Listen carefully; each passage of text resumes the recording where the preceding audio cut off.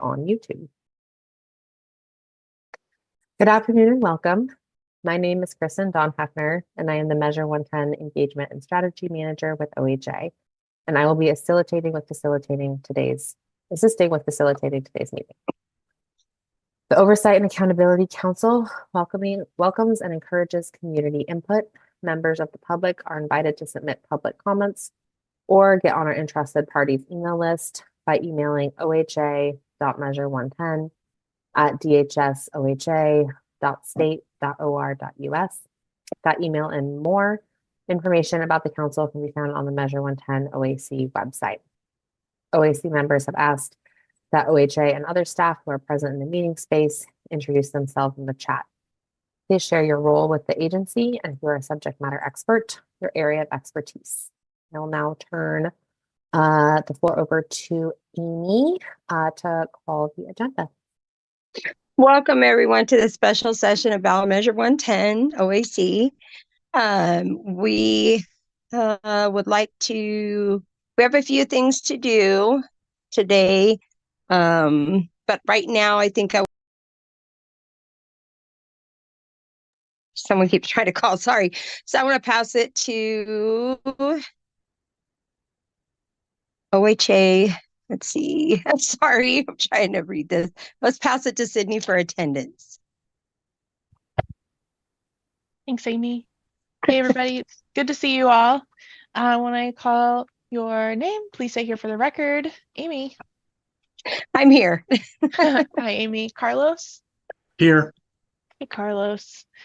Caroline and Dharma let us know they would not be here today. Hubert? I'm here. Hey, Hubert. Hello. Hunter also will not be here today. Jackie? Here. Hey, Jackie. Jonathan? Here. Hello. Keisha? Don't see Keisha yet. Leticia? I'm here.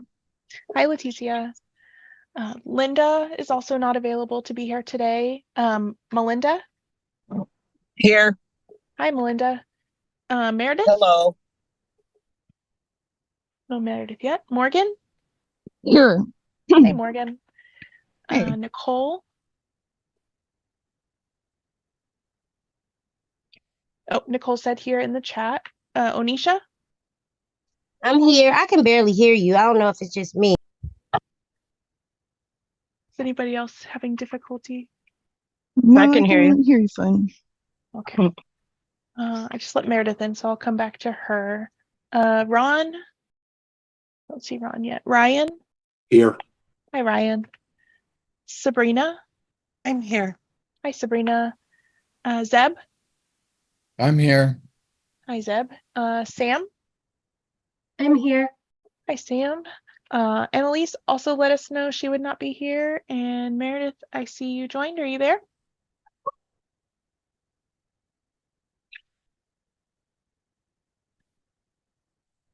I see Meredith, but I'll wait and see if she says something in the chat. But for now, we're good with 14. No worries, Meredith. I got you. Thank you, Sydney. Awesome. Thank you, Sydney. We will be doing OHA updates and RFGA funding formulas today. I have a statement that I would like to now read. The tri-chairs have received public input on today's discussion. Sorry, I'm going to get where I can read it better.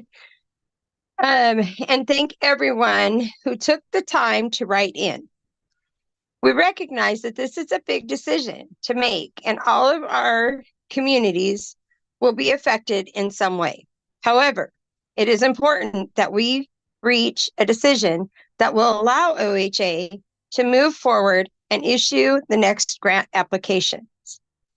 We all share the goal of obligating these monies before the legislature meets next year.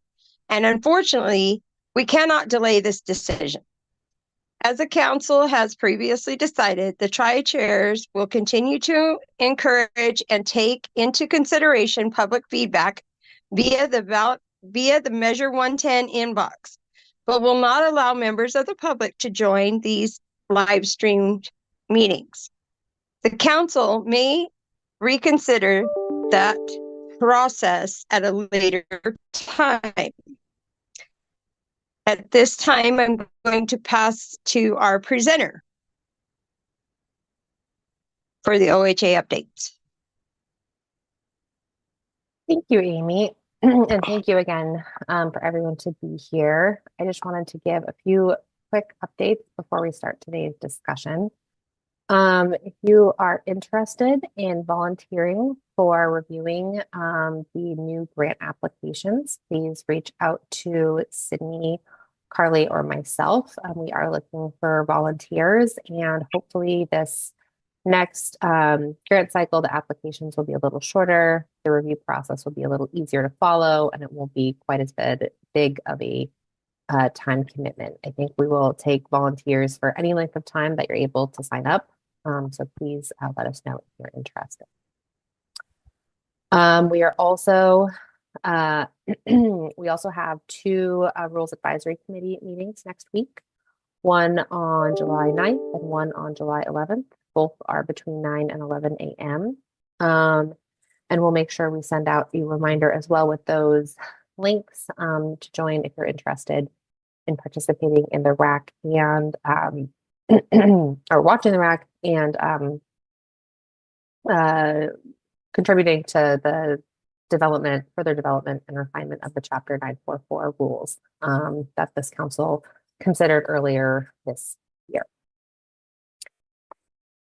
So moving into kind of the bulk of our discussion, I just want to preface my presentation by recognizing that I appreciate that we are asking all of you to make a really hard decision. You've all been tasked with finding a way to distribute really critical funding against a backdrop that there's just less funding available. I know that this council is making a decision that will affect not only your communities, but the whole state.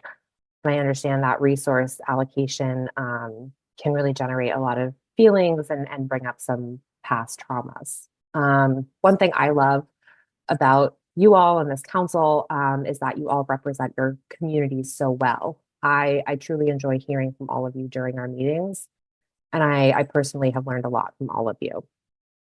So as we move into today's discussion, I'm just going to ask that each of you continue to contribute and advocate for your communities and to continue to respect and honor each of your lived experiences and the ideas that you share today.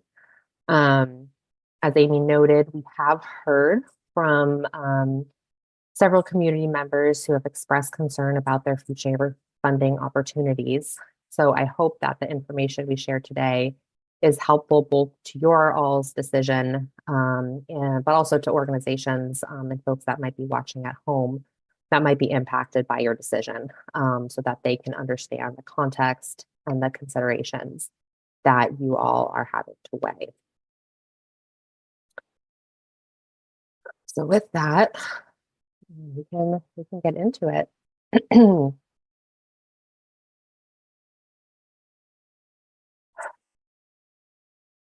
Okay, there's no one's in the screen.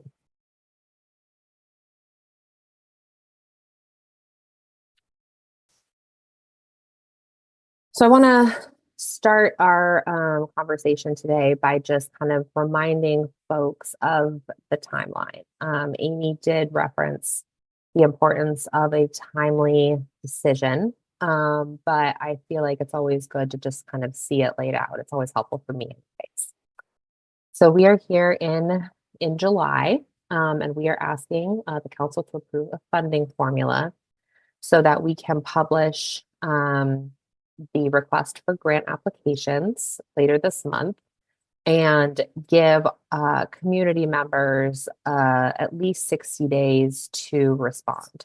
We ask a lot of questions in the application, and we want people to be able to really be thoughtful and not rushed in terms of how long they have to apply, because we know it's important.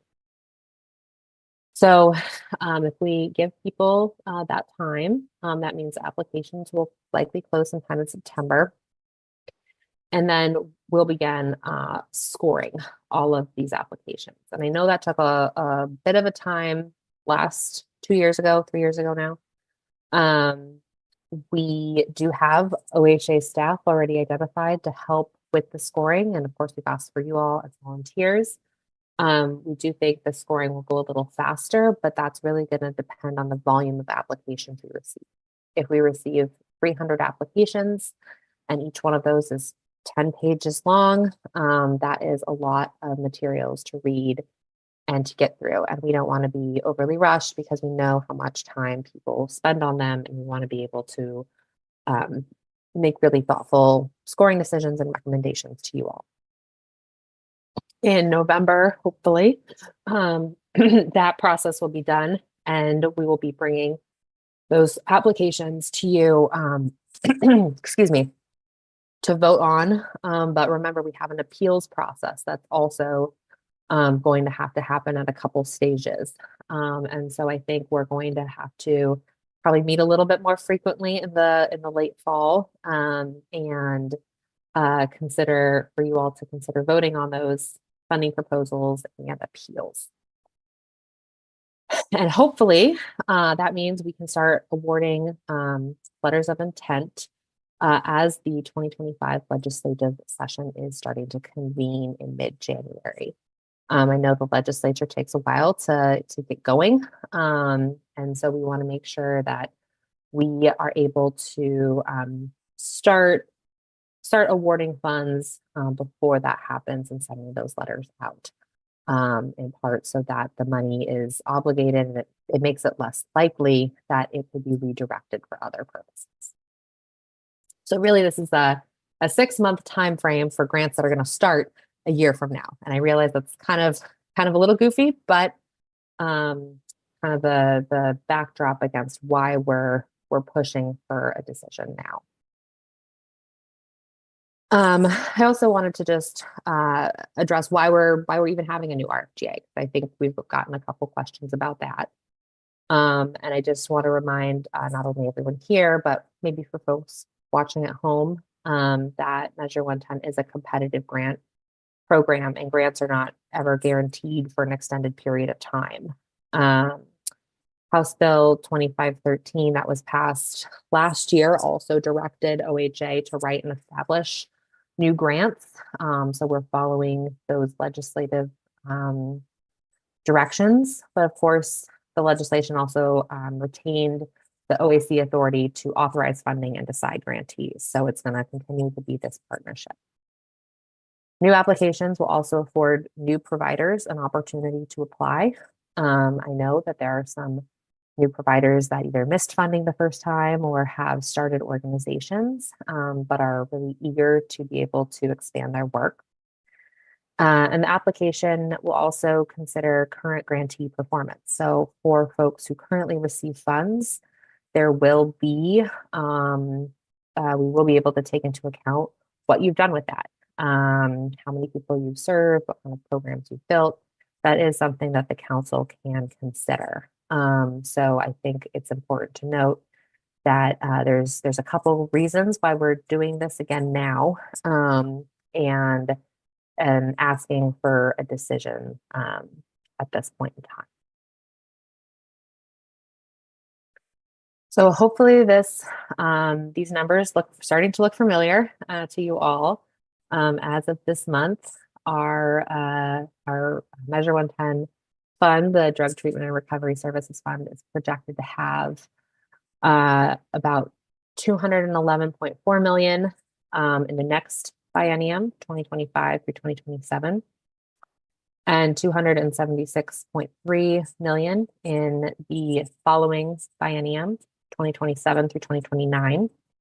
So for a 4-year grant program, that is about $487.7 million that will be available for grants and program administration. These are all estimates, and a little hard to predict with absolute accuracy, but they are the best numbers we have to go on right now. So if we have $487.7 million, that's totally available. There are a few pieces that come out of that before we start looking at competitive grants. Last week, this council voted to set aside $30.4 million for tribal partners. So we subtracted that from the 487. And we expect that we'll need another 30 million for administration over 4 years. That's equivalent to what we have now for 2 years. So 15 plus 15 is 30. So we subtract that from the 487, which means that we estimate there's going to be about $427.3 million available for a 4-year grant cycle. But again, that's a really conditional amount and will change based on updated financial forecasts. So what we're talking about today is a formula that will get updated with new numbers once we receive kind of a new financial forecast closer to the grants actually starting. But we're anticipating that the scale will be similar, and this formula would be used kind of with those updated numbers. So they will change a little bit, but hopefully not too much. I think it's also important to remember that we're not only looking at decreased revenue from cannabis taxes, but there was other money that was available in kind of the initial grant cycles that is no longer available. So of the $265 million that was originally available for grants from 2022 through 2023, 52 million of that was from one-time funds. There was some carryover from the previous biennia, about 45 million. And there was also about $7 million in one-time opioid settlement dollars. So all of those funds are currently obligated. We don't anticipate there being any more carryover. And, there might be some unexpended funds from this current grant cycle that could be applied, but those aren't guaranteed. And we have no way of kind of knowing how much money might be left over a year from now, since grantees are obviously currently spending on services. Additionally, for the grant extension period, there was an additional $40 million available from savings to the criminal justice system, and those are no longer available under House Bill 4002. So all in all, there's both less revenue available from cannabis taxes and less revenue available from other sources that we previously had. I also think it's important to remember that a few weeks ago, in part, a response to there being less funding available, the council decided to not allow real property purchases in this next grant cycle. Of the current original grants that are out there, about $67 million are to be directed towards kind of those one-time capital purchases, mostly buildings. There are some vehicles in that number, but the majority of it is vehicles. And so if you back out that 67 million of capital, since people can't spend money on capital anymore, there still is a lot of money available for services, for personnel, for direct client supports, and for things to keep people busy. You can still have rent, you can still purchase vehicles. It's just kind of those big $5 million, $1 million, $500,000 buildings that will be backed out of that money. So more is available to go to services. So once you back that out, the magnitude of the money that's not available might look a little bit less. So with that in mind, we still have the same 3 options that we presented to you all last week. We've updated the numbers to account for the tribal set aside and double checked our math on all of them. I know I made a couple math errors, which I'll happily own or unhappily own, because I wish I was a little bit better at math. And we'll go through these kind of one by one for discussion. But the first option is to maintain the current funding formula with some updated data and overdose information. The second option is to add in a rural factor to account for some of our rural and smaller counties. And the third option is to maintain the current funding formula with those updated numbers, but instead of a rural variable, adding in a rural floor so that no county would receive less than a certain amount. And the goal with this is to kind of smooth some of the really large differences between extra large and extra small counties. We hope that this would avoid a really lengthy negotiation process, but also maintain your values. I think we saw in this current grant cycle, there were some counties that were pretty dramatically under their allocation when we summed up all of the awards. I think, for example, in Multnomah County, the allocation was almost $10 million under the allocation. And so, that led to some delays when we had to go back to these partners and ask them to increase their budgets. And I know that also kind of didn't feel good because it felt like we were kind of circumventing the council a little bit, and no one wants to do that again.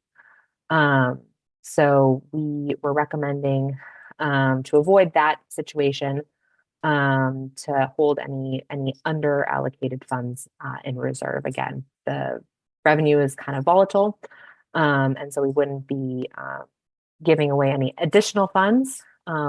Hopefully people would just be applying for the county allocation that you set. So with all three options, we establish a base amount based on population. These are about the same base amount that people have received currently for 18 months. We've just scaled them up to change that to 4 years. It's not exactly because there were some funky rounding numbers that happened, but it's a close. So no county would get less than $1 million of base, and that goes up to 5 million for the largest counties. On top of that, the first option maintains the council's original variables: houselessness, Medicaid population, arrest data, and drug overdose death. The only change we made was adding in a non-fatal overdose death factor. So we're looking at both the burden of fatal overdoses and non-fatal overdoses that resulted in an ER visit to try to capture a little bit more of the scale of the overdose crisis that's happening. And we'll do a side by side comparison at the end, but here is what that first kind of sample of that option breaks down. And these are extra large counties, medium counties, small, and extra small. And as you can see, all of these variables do pretty significantly change what the award would be. And there is quite a large range, of course, between our largest and our smallest counties, but even within kind of these bands, right? There is a difference within county sizes to account for these variables.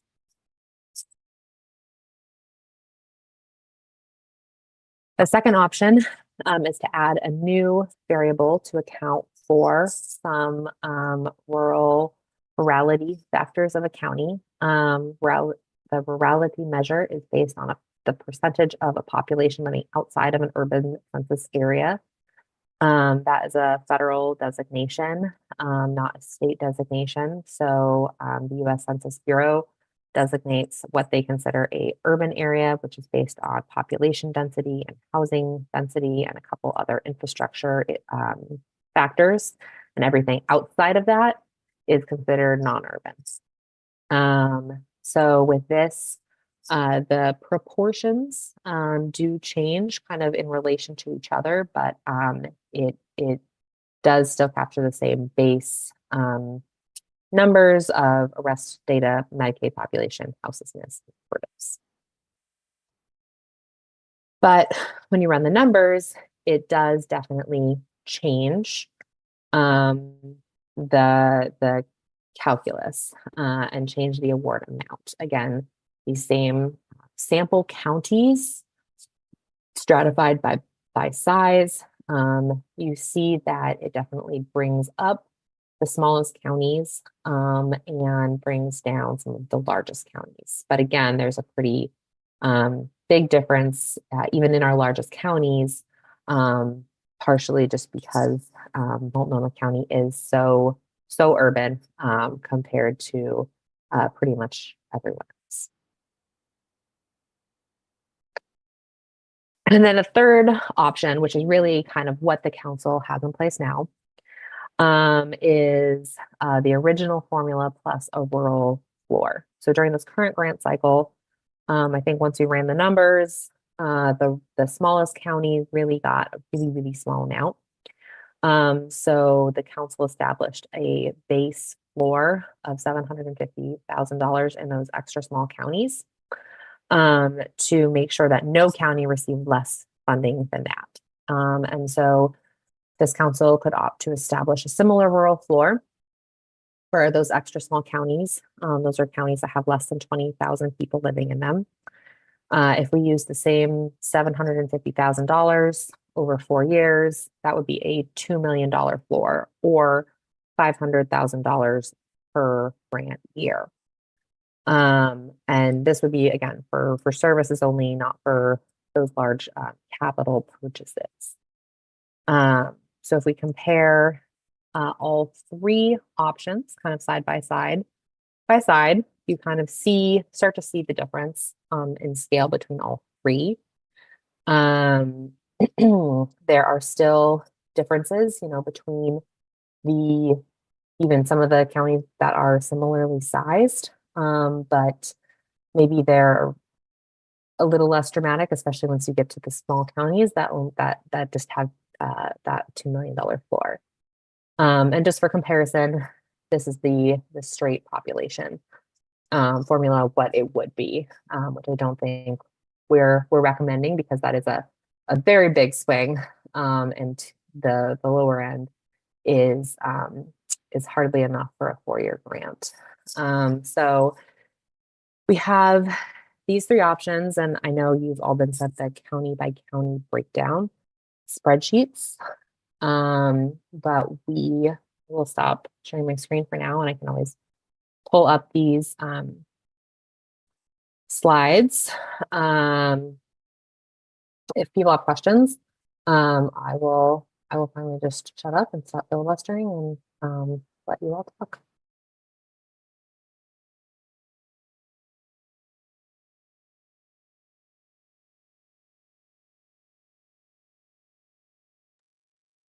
So I think what it means then, Kristen, is that we're at a point where we need to decide which one we want to vote for, correct?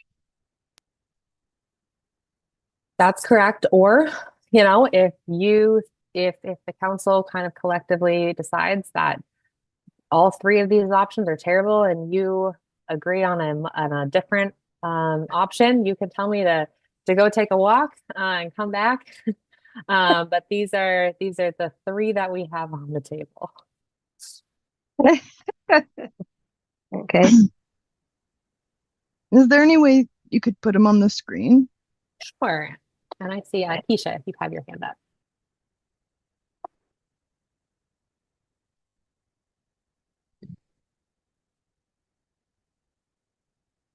Keisha, if you're talking, unfortunately, we can't hear you.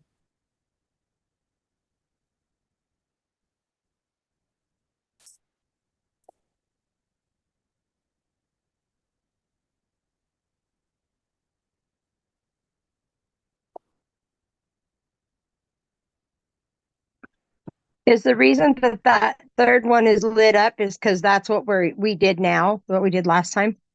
Or why is that one lit up? That one is lit up because we were just talking about the third option, and similar to, the two options previously, I just lit up what we were most recently talking about. But it is not to indicate a recommendation or what we're voting on at all. It is just for ease of reference. Okay, just making sure what No it was question. for. No.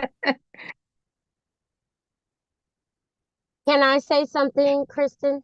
Of course you can, Anisha. So just it's problematic, especially I'm in Multnomah County, but I'm looking at Washington County specifically, and they had the most overdoses, right?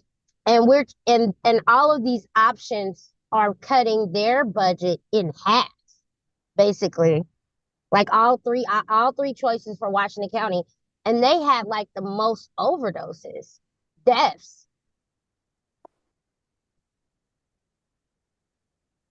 So So even though you have like these budgets up here, what you don't have that's on the other sheets that you shared with us are the overdose deaths, right? And I guess that's what I'm struggling with the most. So, and I understand that like the rural areas do need support. And I also understand, and they're saying, well, the overdoses aren't calculated, but like Washington County calculated and reported the most, right? But we're cutting their funding in half. So I just And want to make sure that we're talking about kind of the like a like the same comparison, right? So currently Washington County has received $29.8 million for 3 years. And if we were to kind of extrapolate that into a hypothetical fourth year so that we can compare the same lengths of time, Washington County would have received $39.7 million. So it is a cut. Everyone kind of would get a little bit of a cut just because there is less funding available.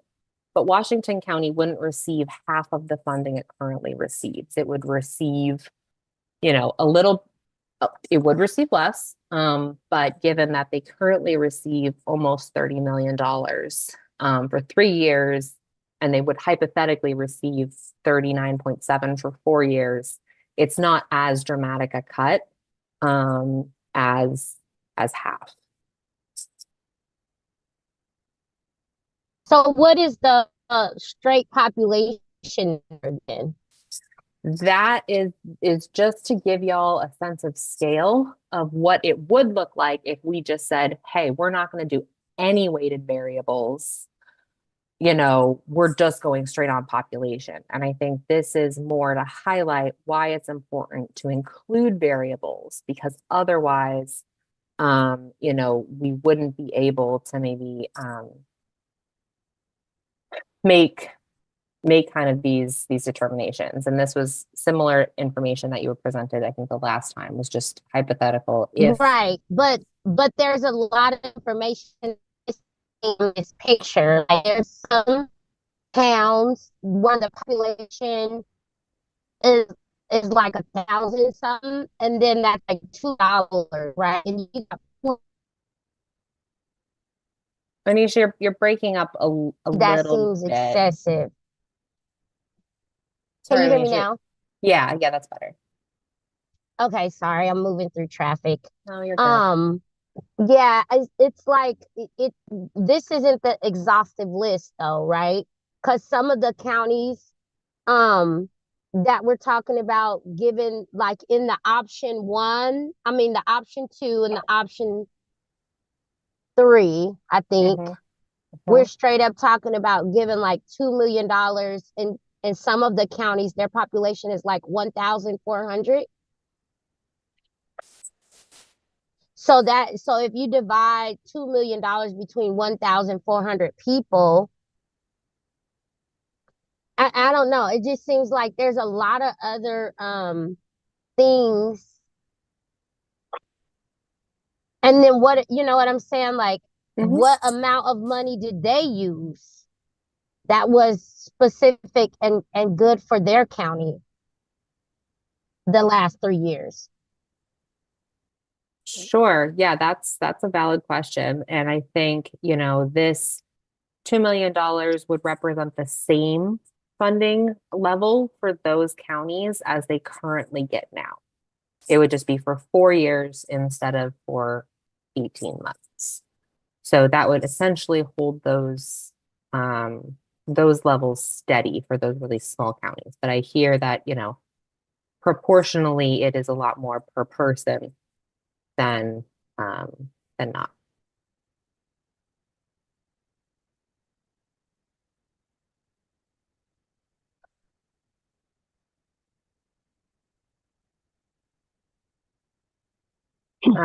Caroline, I'm not sure. Caroline and Morgan, you both have your hands up, and Keisha, I know you do too, but I'm not sure if you're having trouble getting off of mute. So, yeah, can you hear me? Yeah. Okay. Can you hear me?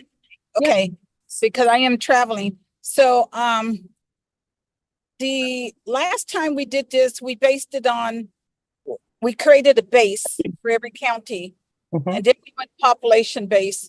Do we have anything like that as an option? So the base for each county is option 3.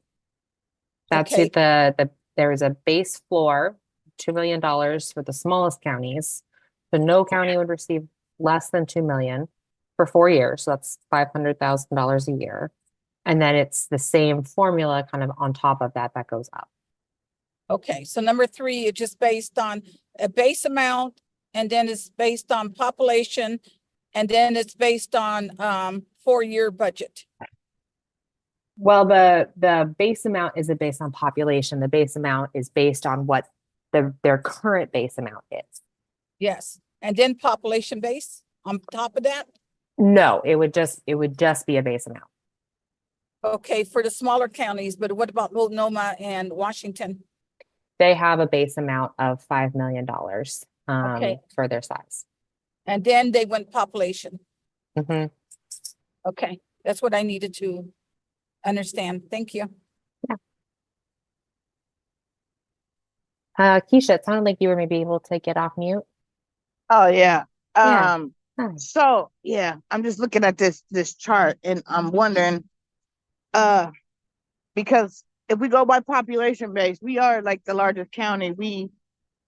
We need a whole lot more services. And I was just wondering, in the rural areas, when we go by this base of 2 million or whatever, like where did that come from? When like a lot of the littler counties are like partnering with other counties. I'm just wondering why this big change, this dramatic change, and was it a need that was that great in each county that we would go with something like this? So the 2 million is holding steady what the smallest counties currently get. Currently, the base is $750,000 for the smallest counties. But that's for 18 months. So if you make that over 4 years, that's $2 million. So this is just holding the rate the same as it currently is now. And was all that money spent for each county previously? Well, the grants are still going, so it's currently being spent, but it was given to all of these counties. That was the max award. So they're in the process of spending it. So I guess the flip question is, in each county with the base amount, was all of that was all that money asked for? Or did they ask for less than the floor? Or that's what I'm trying to figure out.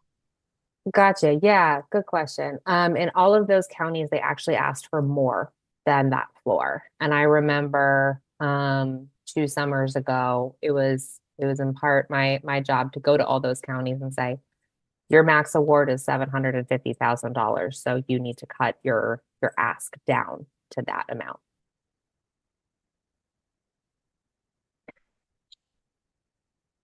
And that's in the rural areas? Those are in the very smallest counties. So counties with less than 20,000 people. Baker, Morrow, Lake, Harney, Wallowa, Grant, Gillum, Sherman, and Okay. Wheeler. All right.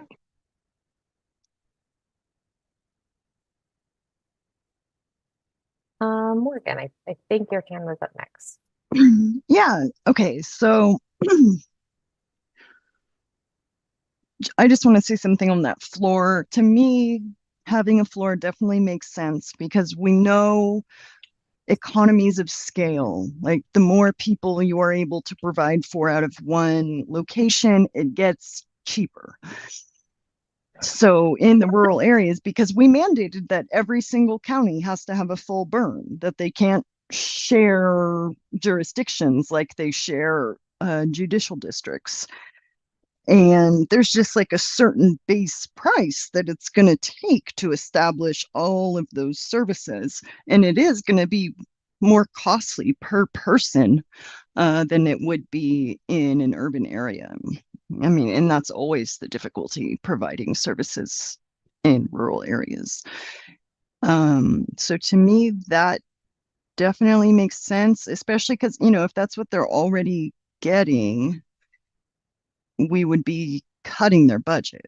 So, you know, they would have to adjust their services downward.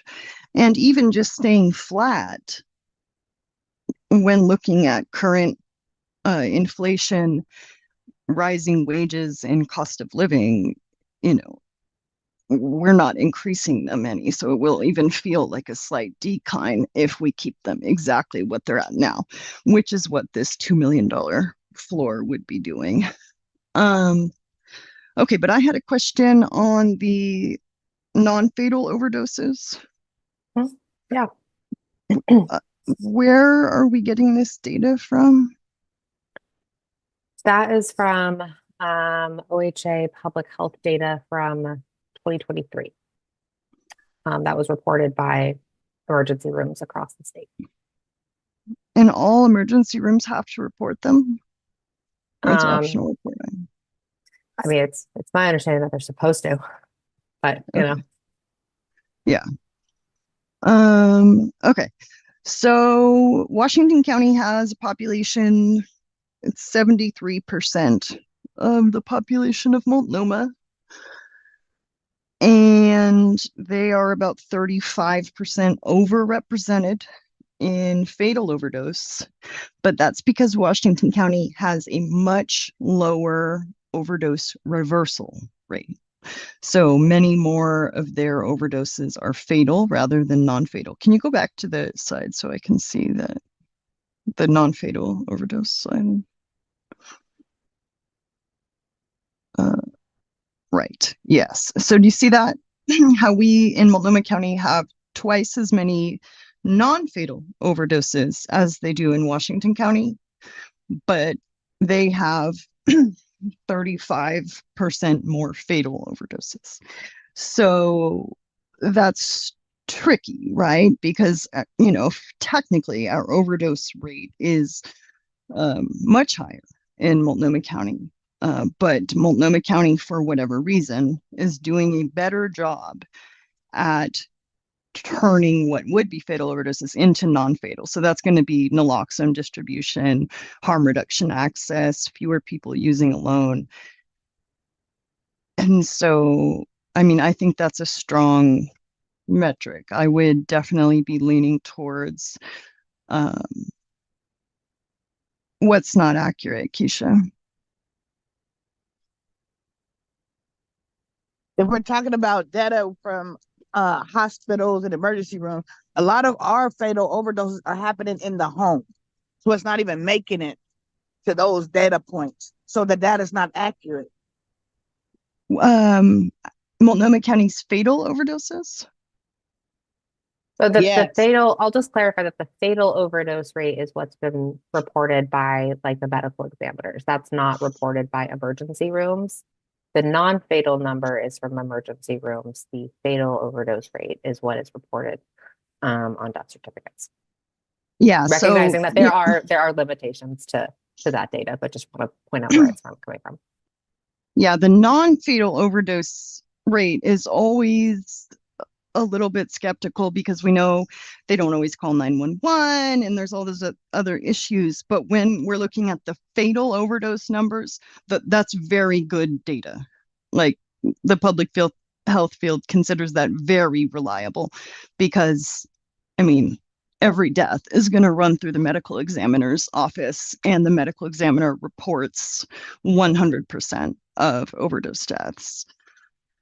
And And but that, Onisha, so is that if they say it's from overdose, or a lot of people are saying heart attacks and different things if they don't get a full autopsy? that's true. So the death would have to be coded as overdose, but Multnomah County particularly does a superb job investigating deaths correctly and not putting what are called junk codes on death certificates. Would be heart attack, like you just said. Well, I know I've been to about 20 funerals, and I know that some people got autopsies, some didn't. So I know in real time what Multnomah County is not really doing, and you have to pay for that autopsy unless it's connected to a crime. Well, any out of hospital unobserved death is going to be investigated, and I believe an autopsy is performed. I would need someone else to fact check that. But just like, I mean, I just went to the CDC conference on overdose and was talking to like the top scientists in the country, the people who administer suitors, which is like the best overdose monitoring system that we have. And I just want to reiterate that the fatal overdose counts in counties is one of the most reliable data points that we have. Because I mean, Keisha, did you see the death certificate on those people? Like they were really not marked as overdose. And I go to the funeral homes and I see the ones who have autopsies, the ones who don't. It's a different process. But you don't need an autopsy. My mom didn't have an autopsy. Her death was coded as a fatal overdose because they're running toxicology. They're always running labs, tox reports, tox screens. Morgan, can you guys catch me up? I had to take my grandbaby and drop her off real quick. Can you guys, I missed something. I heard my name right when I got in the car and I missed something. So I'm a little confused as to what you guys are just. Oh, I just wanted to say I understood what you meant about the Washington County getting half as much. It's not because you were looking at like the per capita, like direct population. And I see what you mean because of how the variables alter it. Washington County is one of the most altered from straight population to the formula. But that's because Washington County is our wealthiest county. And just like the various health metrics that come from wealth. So like their Medicaid rate is much lower. Anyway, I just wanted to say, I get what you meant. Even though they're the wealthiest county, are the people who are overdosing and dying wealthy? Why is their overdose rate so much higher? Yeah. Okay. So I'm sorry, you missed this part. So if you look at the screen right now, look at Multnomah County's non-fatal overdoses, and you see it's just about double Washington County's, but Washington County's fatal overdose is higher. So it's like 35% overrepresented for fatal overdose, and that is because Washington County does a much worse job reversing overdose, essentially. In Multnomah County, people are less likely to be using alone. So we just simply reverse more of our overdoses. So I think that's why it's beneficial to look at both fatal and non-fatal. And I agree. I agree with what you're saying. And I also think that even though it's the wealthiest county, I'm not sure if they're giving them the type of addiction treatment that they deserve, probably because of some kind of feeling or, you know, stigma they have about what type of healthcare addicts deserve, what kind of treatment options they have, what kind of harm reduction resources they have. So I just think that it's in our best interest to make sure that they have the good services that they need. Even though it's a wealthy county, are they serving this population well? Of course, but Measure 110 is a payer of last resort, right? They can't double dip onto Medicaid. And the point is, much more people in Washington County are privately insured. But Measure 110 is funding organizations that believe in harm reduction and are culturally responsive and culturally aware. Yeah. And they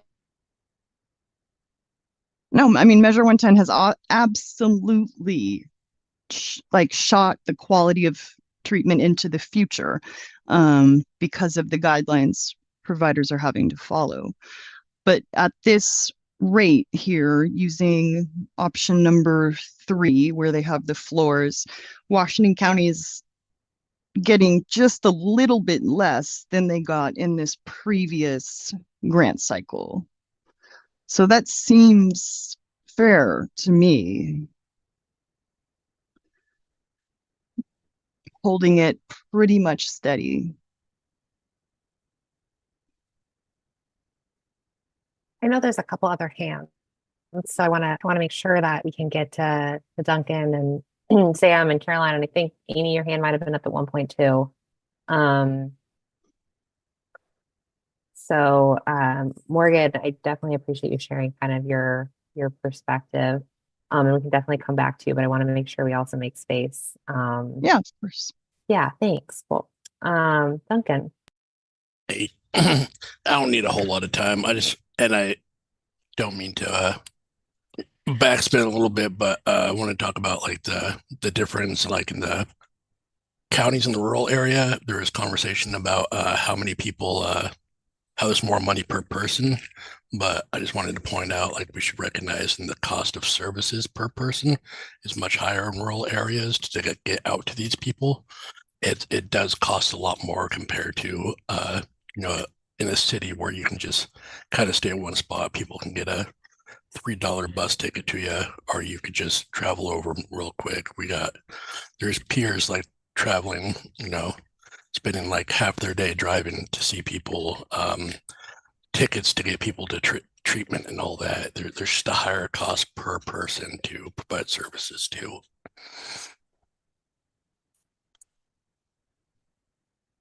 That's it.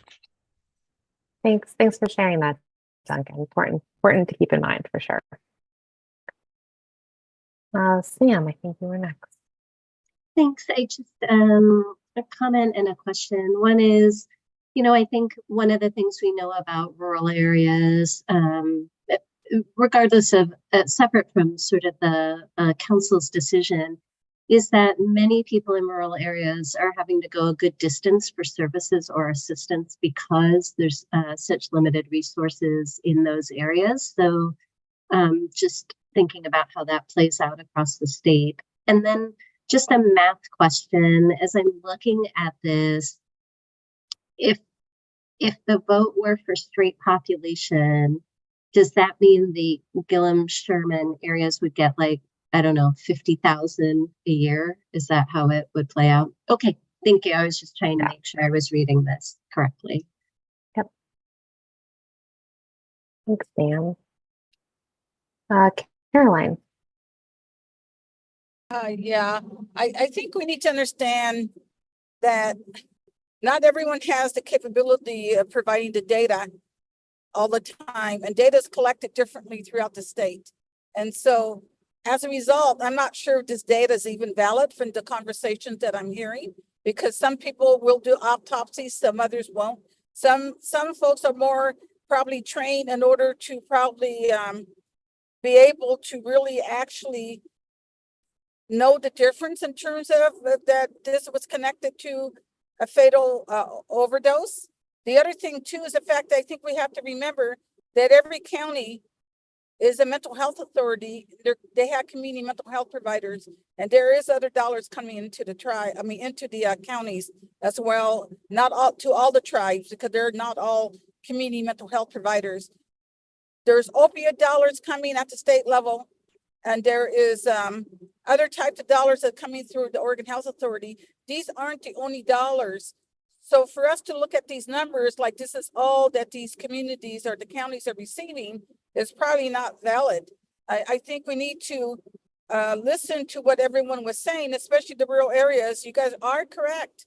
There's the fact that our access services in rural communities, some of us have to go 60 miles to get services or beyond, and not everyone has the train or the workforce capacity in the smaller rural areas, so they do have to travel more. I think this is the reason why we required the base, or we set a base that was not actually based on population, but a base for every small county to be able to at least provide some services. So I don't need an answer. I'm just making comments. Again, it's the fact that there's too many variables, I think, for us to say this is 100% accurate, because it's not. And so I'm leaning more towards, if option 3 is creating the base and the population, because we're taking the rural community into consideration, then I'm leaning more towards option 3 at this point. If that's the way I'm hearing it, and if that's the correct way of interpreting it. Thanks, Caroline. And I think, Dharma, I see your hand, but I recognize that the data we have and the numbers that we have aren't going to be perfect, but they are kind of the only thing that we do have to go on. They are official, numbers of Medicaid enrollment, the point in time houselessness count, arrest numbers, and overdose rates that are reported to the state. So I think there is good reason to assume, especially when it comes to overdoses, that they are an undercount, not an overcount, but an undercount. But unfortunately, we don't have any better sources. So we're kind of stuck with, this is the best that we have. And I think recognizing that it's likely an undercount, and people are going to be missed for a lot of reasons. I think Keisha mentioned some really, really good ones. And it's just kind of one of those things that unfortunately we don't have the perfect data. It's just the best we have. Dharma. Thanks. So I just want to appreciate what Caroline was sharing, in that this isn't the only funds that are available, but to Keisha's question in the chat too, we have a rougher time in rural regions accessing other kinds of funding.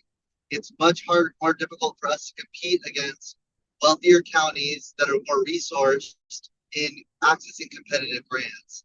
And so the rural floor is really important for us, like in Benton County, because we don't even have a detox center, even with Measure 110 funding, in the whole Benton County, right? So we're having to send people further away, and when we have to compete for funds that aren't Measure 110 grant funds, we have to compete even harder because we have less resources that we can spend towards getting those grant monies or accessing those other streams of funding. So there is other streams of funding available for rural counties, but they're even harder for us to access compared to these higher population areas that get more funding than we do. And so I think that's really, really important that we set the rural floor so that we can even have a chance to get funds, right? Because these funds are a lot more accessible for us than it is for a lot of other counties to access them. And I think that we should do a straw poll to gauge get a feeler for the rural. Thanks, Dharma. And I was just catching up a little bit in the chat. It's a little hard for me to multitask, so I'm just going to take a quick pause to just mention a few things. I think I've mentioned this, but this data is the overdose and arrest and houseless data is all from 2023. The Medicaid enrollment data is from 2024.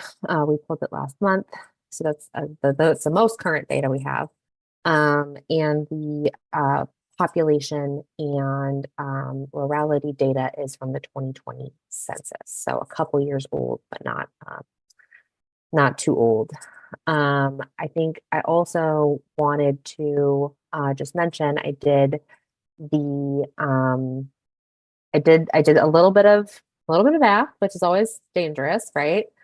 But you know, as I mentioned, earlier there is less funding available, but we also kind of took real property purchases out of the equation.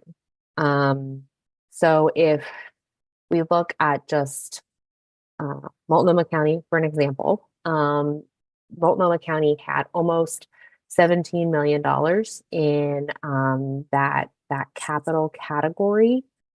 And in the 3-year grant period, so the original plus the extension, Multnomah County received almost 92 million, $91.7 million. So if we take that 19.7 and subtract the 17 of capital, of things that kind of just aren't on the table anymore, we're left with $74.7 million, which is maybe a bit of a cut because we're comparing 3 years to 4 years here, but it is maybe a little less dramatic of a cut than it might look like on paper, just because that real property piece isn't part of the equation anymore. I don't know if that helps kind of people frame that in their minds, but I think it's just important to keep in mind. But I will shut up again. Anisha. Yes, can you explain to me why Washington County and Multnomah County are the only ones taking the hit? Because even if we go with option 3, like Washington County looks like 30,000 less. Multnomah County looks like 15,000 less, but the other ones are neck to neck. Like it's 31,000, 31,000, 24, 24, 10, 10, 8. And those 2 counties are the ones with the highest population of African American people. And the other counties don't have any deviation in the funding at all. So besides Wasco. Yeah, a couple things. You know, I think these are the examples that fit on the screen. So if you look at all 36 counties, which I could put up there, but it might make your head spin a little bit. I know it was sent to everybody. You know, almost every county is going to receive less funds. Can you explain Jackson, Josephine, and Polk, and Tillamook? Sure. They're not receiving any cut at all. So, I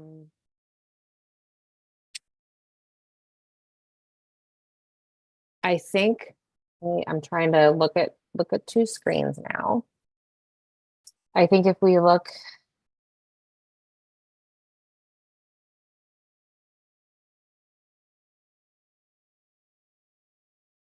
at some of these, you know, they would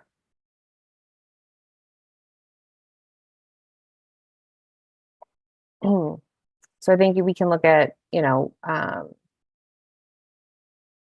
Jackson County. You know, I think if we look at what Jackson County currently receives for 3 years, that's $26.7 million. If you extrapolate that up to a hypothetical 4-year award, that's again hypothetical, it would be $35.6 million. And so that is still less than kind of all 3 of these options are less than that current 35.6. Again, that's just kind of because there is less funding available.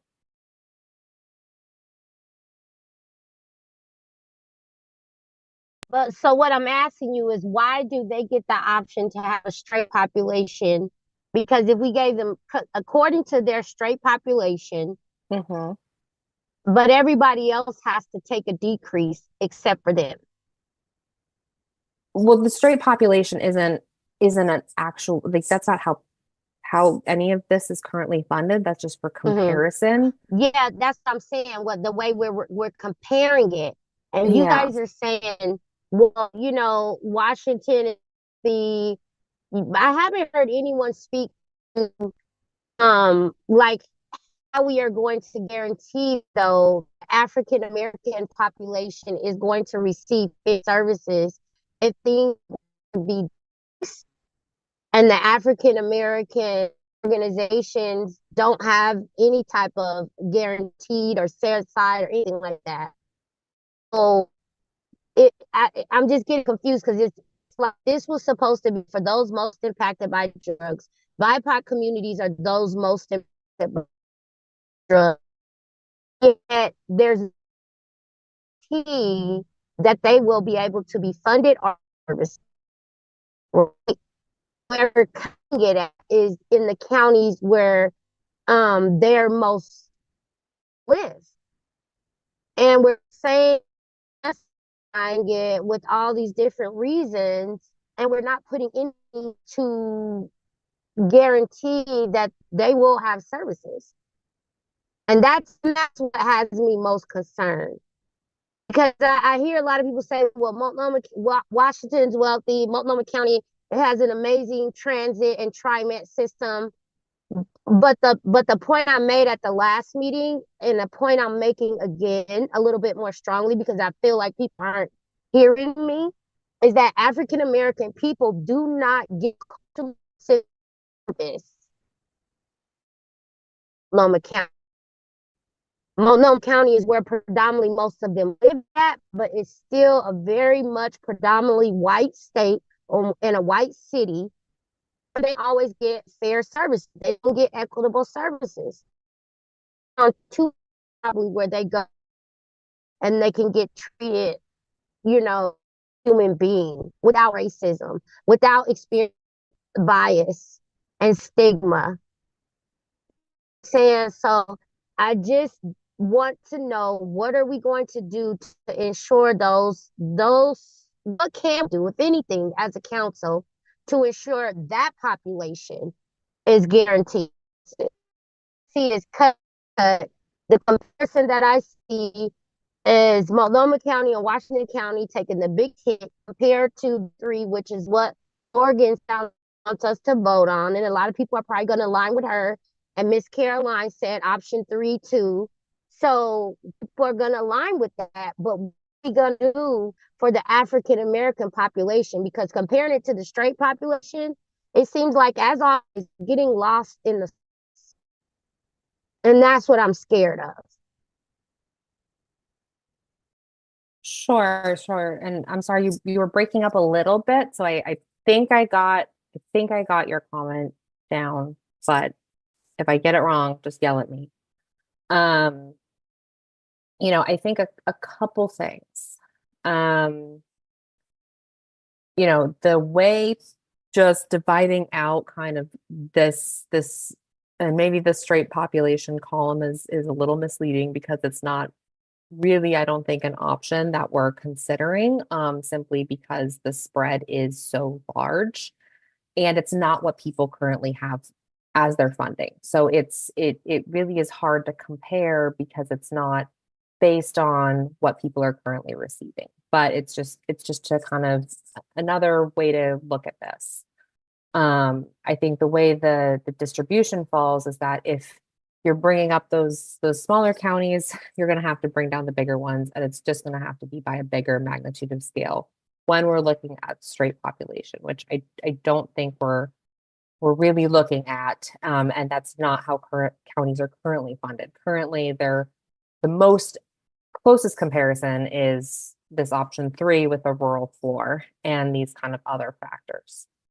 But I hear you, Onisha. You know, it's important that I think the legislation, this council, has made it very clear that these funds and these services really need to focus on culturally specific providers and go to communities most harmed by the war on drugs, which are predominantly communities of color.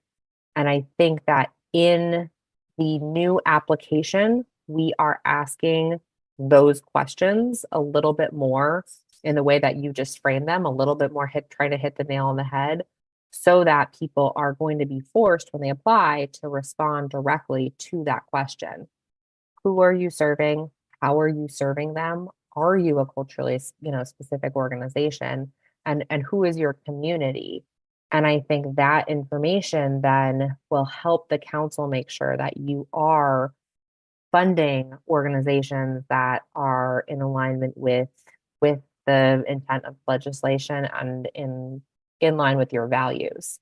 So I think that's kind of the second part of this. Is I know that we're talking about the formula now, but we're also going to be asking these questions for people to respond to, and I hope we're doing it in a way that will give you better information to be able to make these decisions.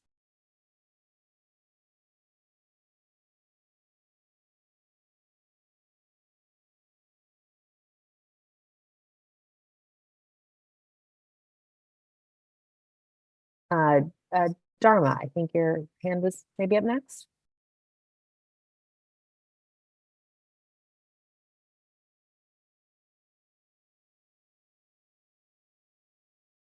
And Dharma, if you're talking, we can't hear you. Sorry, was it me? Sorry.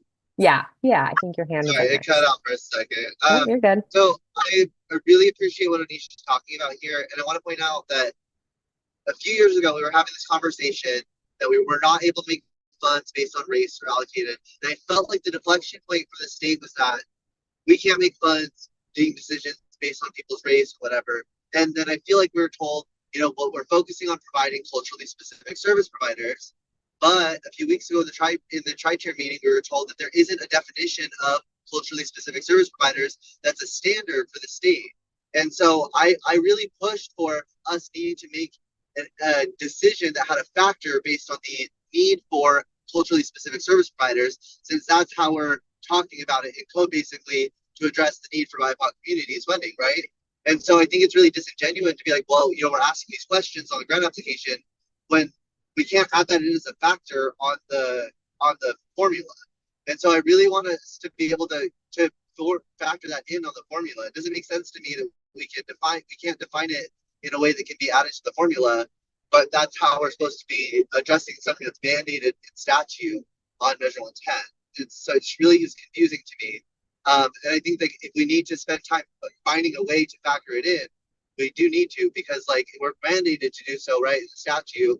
But it's also a matter of who is most impacted, right? And I think that goes across county lines. And I think it would help us to really address the problem that Anisha's talking about, because if culturally specific service providers is how we're resolving that issue, then we need to be able to define that. We need to be able to add it in as a factor in the funding formula. Thank you. Thanks, Dharma. And I think the challenge, and I'm open to suggestions here as always, is exactly that. We don't have kind of a factor of that. And so quantifying that in a formula is a little harder than, asking people to respond and give their response to kind of how they define themselves and the communities that they serve. I think it's a little harder to have a measure when we don't have one that would apply to everybody. Is there ways for us to compare real D data that we're collecting with census data on populations that are being impacted, right? Because we're supposed to be collecting data that from people that we serve, right? And we can calculate right, like Morgan's saying, racial disparities and overdose, and use that as a variable and still comply with state law. And I also just want to point out that a few years ago, when we were having conversations with the OJ about this, they're talking about how there's a possibility if we can make a factor that's feasible in the law. And I think if we need to adjust our focus to where we can focus on getting the data that we need, to make it justifiable and comply with state and federal law, then we need to, because it's paramount to like actually being just with what we're doing.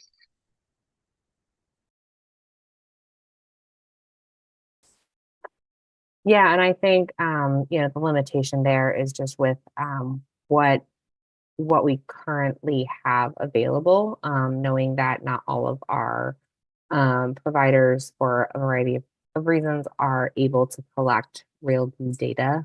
And I know they're definitely not collecting it in real time. Unfortunately, there is that lag in reporting. So I'm cautious that might not really measure the true impact of these services, or that it would exclude services that aren't Measure 110 funded currently, but that are still doing this work. And of course, just the timeliness factor of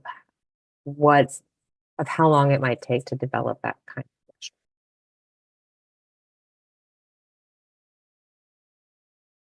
Just things to consider. We got the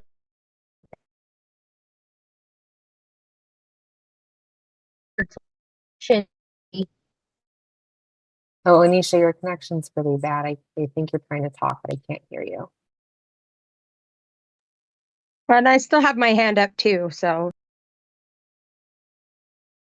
Amy, how about you go ahead and maybe Onisha, I think you might be driving. Hopefully you get to a place with little better service. So I'm hearing what everybody's saying and I'm taking this all in. And we know that when we were talking about this, one of the questions, was like, we knew that with all the startups with the burns and stuff, a lot of that money that was given out was startup money because this was a groundbreaking project. This was there were no burns. So we had to have these larger amounts and make all these rules, and we had to do all this for all different counties, for all different sizes, right? So being a rural representative, I can tell you, and a provider in a rural area, and I serve people that live in Washington County that were denied services due to their race. And no, they were not Black and they were not Native, but they were still denied services. And so it doesn't just affect one person or the other. Our drugs are not discriminating on any one color. They're discriminating on our people of this community, this state, this bigger than this. It's a lot bigger than this. And I know that it's a very tough subject right now because there's not the same amount of funds and it's going to be different. That's why these things have to look at, they plan for these things, right? They have to be sustainable, billable services. After, when people's grants runs out or their grants get cut back a little bit, you improvise, you compromise, you do the things you need to do. People know this. People knew this. There are hundreds of thousands of people that need help every day. And we can only do what we can do as a council. We can only do what we can do. And that is to get the funds out in a timely manner at the best of our ability.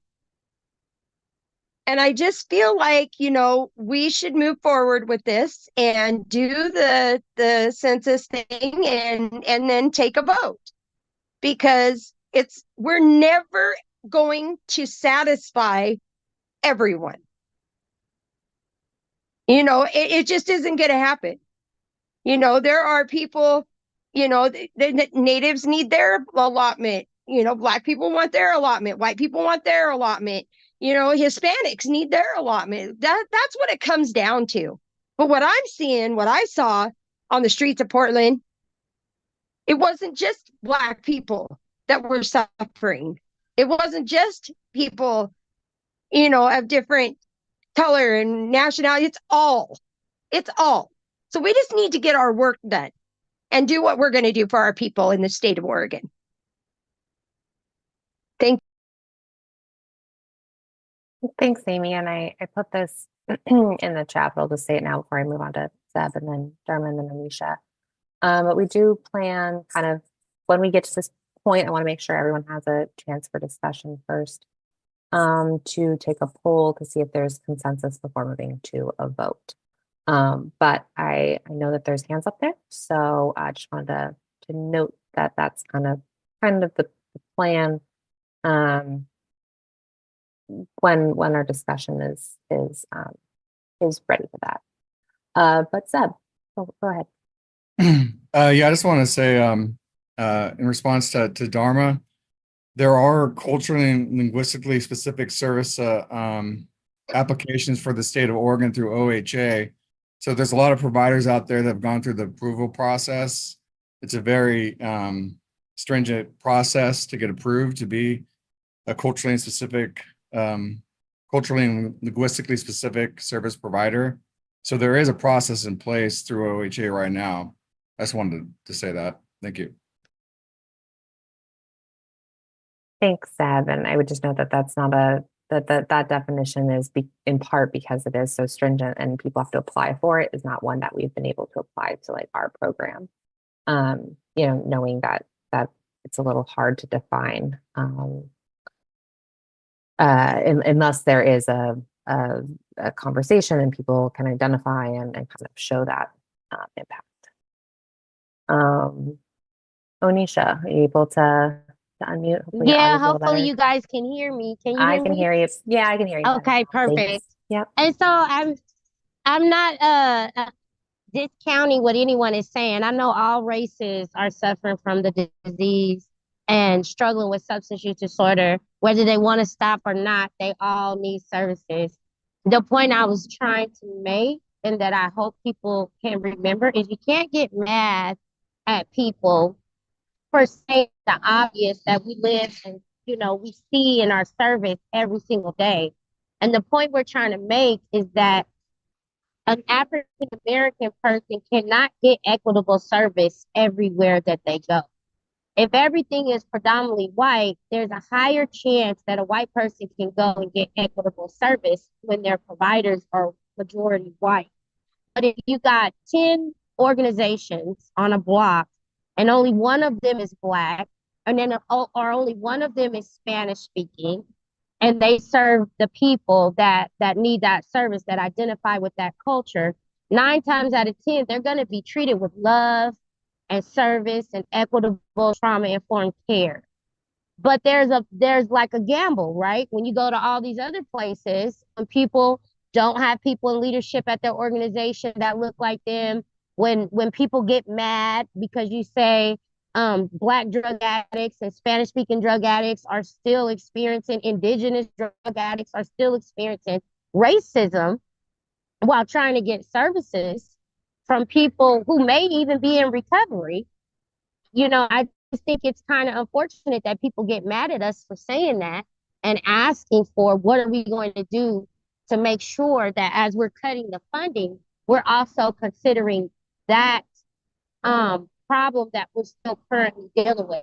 And I know that culturally responsive services was highlighted for people to write grant funding for. But if I was in white leadership and I knew that my white people and Black people and a lot of white people don't even know they're racist. And if I was just a white person and I'm in recovery and I want to give the best service that I can to people, Black, brown, or indifferent, I'm gonna write the grant that makes the most sense, that says I'm culturally agile. But am I really? You know what I'm saying? Am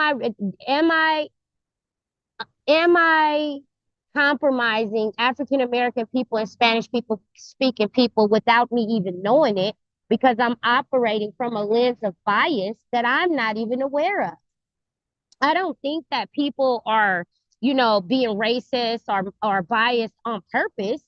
I believe that it happened organically in this country, and Black people and Spanish speaking people and indigenous people are still suffering from it.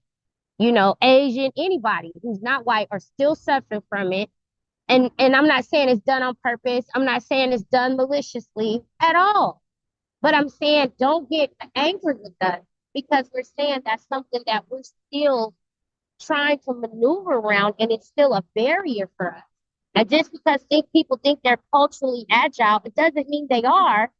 Hence me having to defend speaking up for this, and people getting upset at me because they feel like it's a non-issue.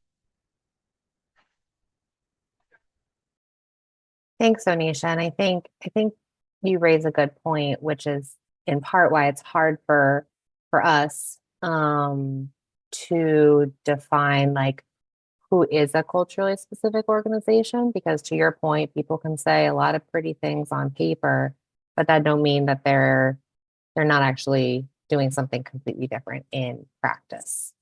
And I think that's been our difficulty, knowing that, to have kind of a definition then that we can apply to everybody. Because I think the last thing we want to do is create a perception where, like, oh, good job us. We've, the council has funded all these organizations that on paper look great, but aren't actually doing the work. So I appreciate you bringing that point up. Dharma. Yeah, I just, it's really frustrating to hear, that like, that these things are hard to define, and these things just is like, we've been asking for this information for years, right? And so it's like, at some point, it feels like I don't know, like the issue doesn't just want to be addressed. Like, of course, like we can throw as many trainings and culturally specific whatever's at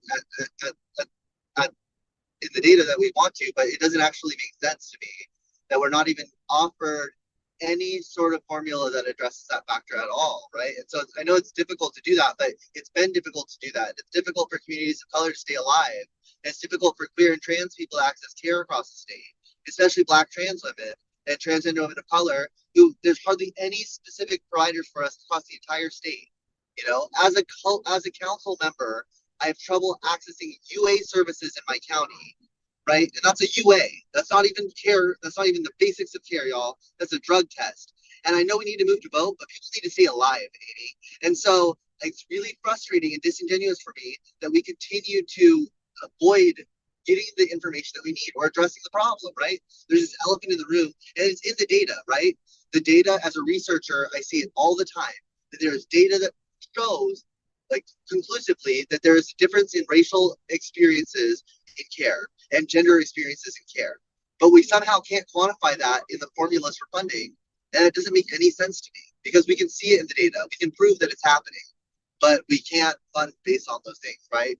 And so it's just, we need to figure out a way to do those things, because I feel like time and time again, when these conversations get brought up on voting, on funds, we rush to get the money out because we want to stay on time, but we continue to just entrench ourselves in a racist dissemination of funding that doesn't actually address the problems. And like, yes, anybody can be affected by addiction, but for some reason, it's concentrated disproportionately among communities of color, queer trans people, and people of especially people who are queer and trans, and also people of color.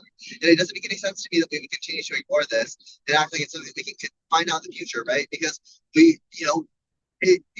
there is these facts, right? They have these culturally specific service provider applications. If they're doing that, then it doesn't make any sense to me why we have those applications at all.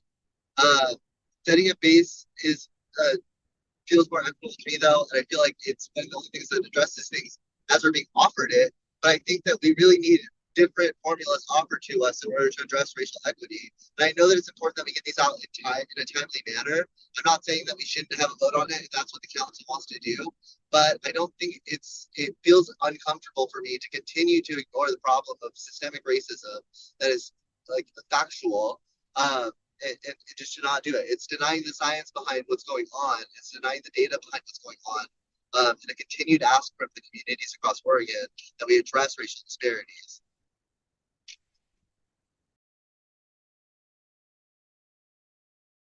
Thanks, Dharma. And, I think this is really good feedback for us at OHA, as we work towards the agency's health equity goals, to take another look at what we can offer.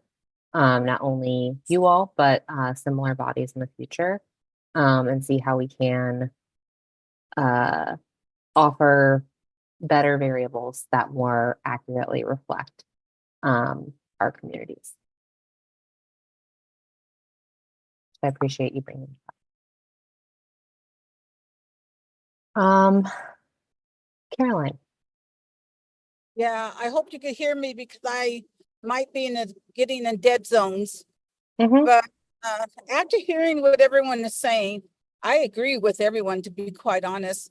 But number one, I want to thank you for bringing the formula up before we put out the requests for well, whatever, request for proposals, whatever we're doing.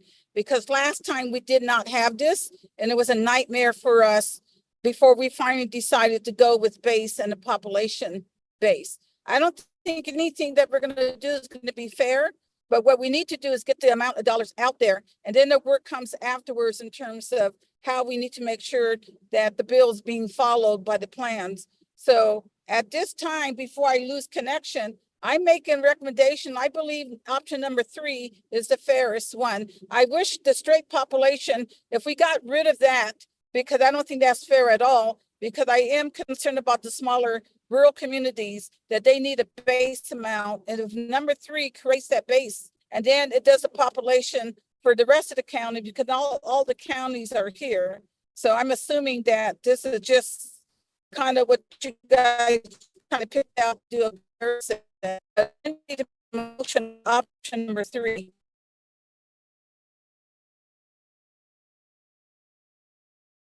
Thanks, Caroline. I think you got your point in right as you're maybe about to lose, so we got it. Thank you. We were planning on having a poll to make sure that we had consensus around one of the 3 options. But so I think I can stop sharing my screen. I think this is a slightly different way of doing a vote. We wanted to, like I said, take a poll to see kind of which option to bring forward for a formal motion.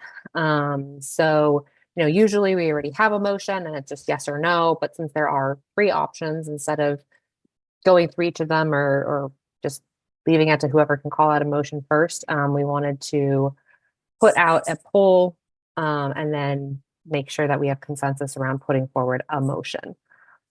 So this would not be the vote. We still have a roll call vote where everyone has to go through and say yes or no. But then we can finalize a motion. I think Sydney has that ready to go. Thank you, Sydney, if folks are ready for this.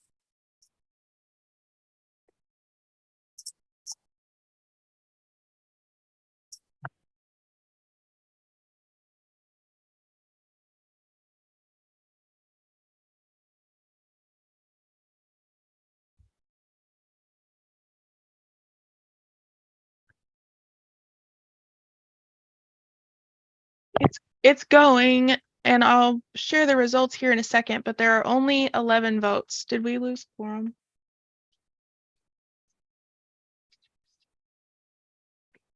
1, 2, 3, 13, 14, 15, 16, 17. We have 17 people present, only 12 have voted. Yeah. Oh, it looks like the poll might have gone down on the screen. Are you able to bring it back up, Sydney? I haven't ended it yet. It's still up. Let me see. I think if I relaunch it, it'll clear the results, but It's just like try. on mobile. I'm wondering how I can pull it up a poll again. Like I accidentally clicked the X and it removed it, so I can't vote on it now. Sorry. It's okay. I'll relaunch it, but yeah, I cleared the results. Oh, okay. All right. We've relaunched it, so sorry if to vote a second time on the poll, but yeah. We do have quorum, so but I know some folks are maybe driving, and I want to make sure that we're not driving and voting and being unsafe. So we'll leave it open for a little bit longer. Kristen, can I say something? Of course, yeah. So I and doesn't Oh, Nisha, you're breaking up again. We can't hear you.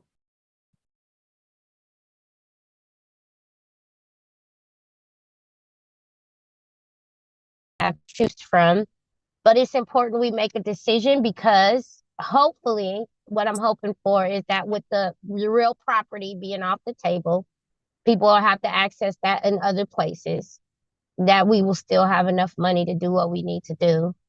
So I don't like it. I've said what I've said, but I think option 3 is the best out of what we have to choose from. Because it sounds like that other population screen shouldn't even have been up there, because it being up there makes it seem like that's a choice, and it's really not. Thanks, Onisha. And you broke up a little bit in the beginning, but I think you picked up when you said you don't like it, but option 3 might be the best choice. So Yeah. Yeah, okay. Wanted to make sure we got most of what you were saying there. And you're breaking up. Okay, well, we can close the poll. It's been open for a little over 2 minutes. But it does look like 3 does have the most support. But that's not the official vote. We do have to take a formal vote. So I would like to make a motion. sure, I have a sample motion I can share if you'd like, Morgan.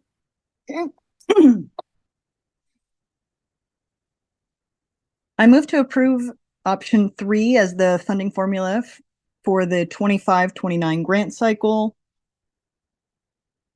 Final formula numbers are subject to the availability of funds. In the event the collective county ask is less than the county allocation, OHA will hold excess funds in reserve due to the volatile nature of the DTSRF. I second. Okay.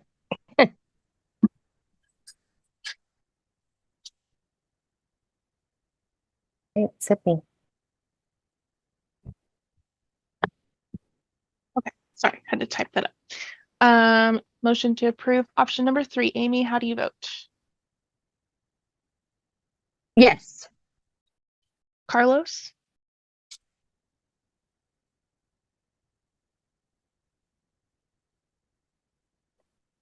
Oh, this is a hard one.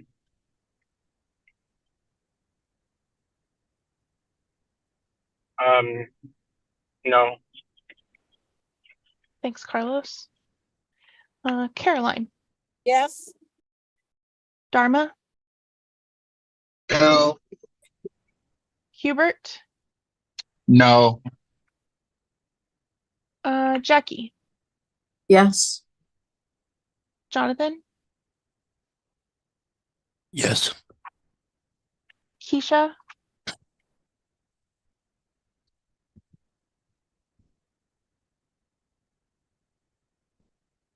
Keisha, you there? I'll come back to Keisha. Leticia? Yes. Melinda? Yes. Meredith? Yes. Morgan? Yes. Nicole voted yes in the chat. Onisha also voted yes in the chat. Ron? I think we might have lost Ron. Ryan? Yes. Sabrina? No. And Zeb? Yes. And going back to Keisha?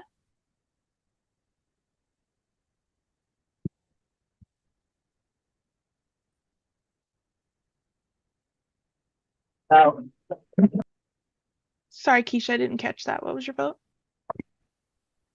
Is that no? So Yeah, I think that was no. I think it's no. Yeah. Kristen, I got kicked out, but I voted yes in the chat. Was my vet? I got kicked out. Yeah, we It's okay. got your vote from the chat, Okay. Nisha. No worries. Thank you. Yeah, we got you. So that passes with 12 yes votes and 5 no votes. Okay. Thank you, Sydney. Thank you, everyone. This concludes our business for today. I don't have any other items from OHA. So I just really want to express my gratitude for you all to share and have this discussion. I think we have some longer term homework to do here at OHA. But I'm committed to continuing to do it. So really appreciate all of you being here. I hope you can stay cool this weekend. Look out for each other. Pets, any older people in your life, each other. It's gonna be warm, so please take care of yourselves. Look out for each other, and thank you for being here today. Appreciate you. thank Thanks, you, everyone. Be Kristen. safe. Bye, you guys. Happy Thank 4th you. of July, everybody. Be safe. Bye, everyone.